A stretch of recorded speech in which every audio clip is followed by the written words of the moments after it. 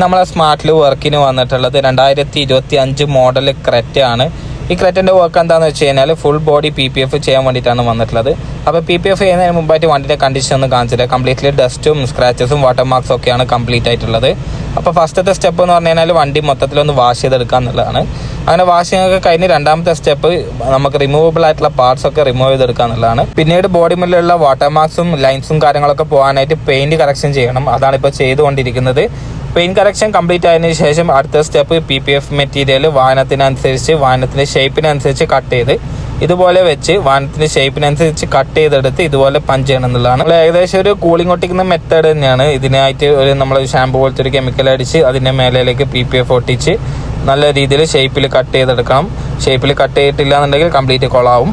അങ്ങനെ നമ്മളെ PPF work കഴിഞ്ഞ് വണ്ടി നല്ല തിളങ്ങി കിട്ടിയിട്ടുണ്ട്. നമുക്ക് ബ്ലാക്ക് കളറിൽ എന്ത് ചെയ്ത് കഴിഞ്ഞാൽ ഈവൻ പോളിഷ് ആണെങ്കിൽ പോലും നമുക്ക് അതിന്റെ റിസൾട്ട് എടുത്ത് കാണാനുണ്ടാവും. നമ്മുടെ തന്നെ ഒരു XCV9 നമ്മൾ മുമ്പ് ചെയ്തിട്ടുണ്ടായിരുന്നു. കസ്റ്റമർ വളരെ ഹാപ്പിയാണ്.